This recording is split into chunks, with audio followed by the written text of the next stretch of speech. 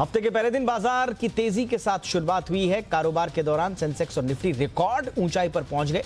चौतरफा खरीदारी से एनएसई के ज्यादातर इंडेक्स हरे निशान में बंद हुए। कोरोना की वैक्सीन ब्रिटेन और अमेरिका में लगनी शुरू हो गई है। इसका बाजार के सेंटीमेंट पर अच्छा प्रभाव पड़ा।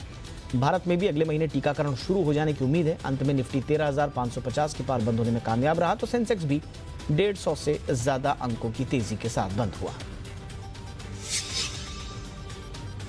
बर्गर किंग के शेयरों की आज धमाकेदार लिस्टिंग हुई है। बीएसई पर कंपनी के शेयर 92.25% प्रीमियम के साथ 115 रुपए 38 पैसे के भाव पर लिस्ट हुए। कंपनी ने इशू के लिए 60 रुपए का प्राइस बैंड रखा था।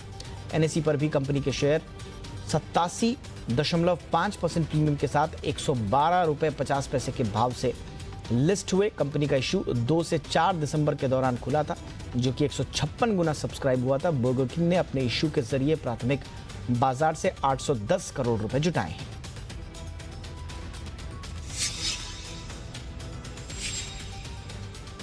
और अब बात जी बिजनेस के सुपर एक्सक्लूसिव इंटरव्यू की। जी बिजनेस के मैनेजिंग एडिटर अनिल सिंघवी ने आरबीआई गवर्नर शक्तिकांता दास से खास बातचीत की।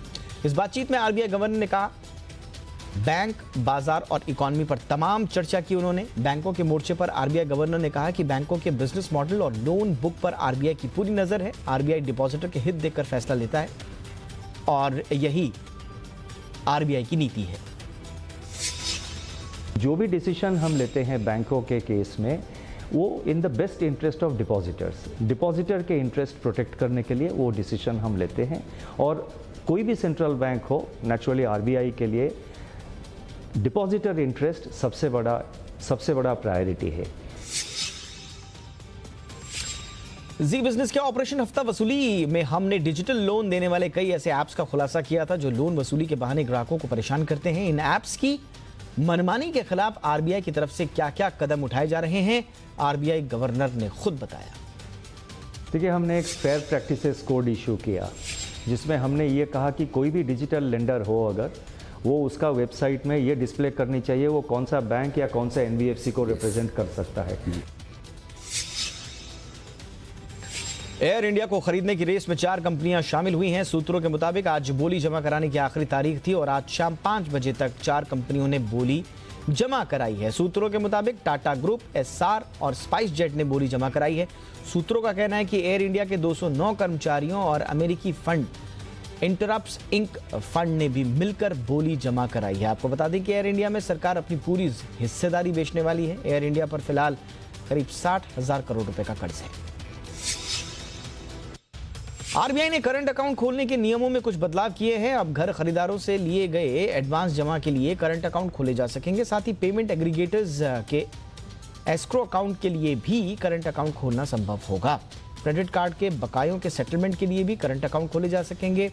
फेमा नियमों के तहत भी करंट अकाउंट खोलने की छूट होगी। आरबीआई ने आईपीओ, एफपीओ और एनएफओ के लिए भी करंट अकाउंट के नियमों में राहत दी है। टैक्स, सरकारी बकाये आदि के लिए करंट अकाउंट खोले जा सकते हैं।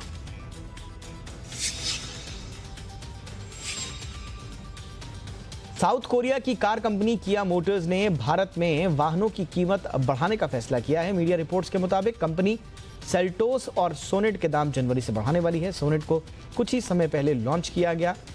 भारत में सोनेट की मौजूदा कीमत 6,71,000 रुपए के आसपास से शुरू होती है। आपको बता दें कि लॉन्च के समय ही कंपनी ने सोनेट की कीमत पर इंट्रोडक्टरी मार्क कर दिया है, जिसे पहले से बढ़ाने के इरादे के साथ मार्केट में उतारा गया था। अभी कुछ दिन पहले ही मारुति ने जनवरी से कारों के दाम बढ़ाने का ऐलान किया था। महंगाई के मोर्चे पर रात की खबर है। नवंबर में रिटेल महंगाई 6.93% रही। अक्टूबर में रिटेल महंगाई 7.61% थी। नवंबर में सब्जियों की महंगाई अक्टूबर के 22.51% से घटकर 15.63% रही। अक्टूबर में दालों की महंगाई भी घटी है। हालांकि नवंबर में थोक महंगाई दर बढ़कर 1.55% पर पहुंच गई। अक्टूबर में ये 1.48% रही थी।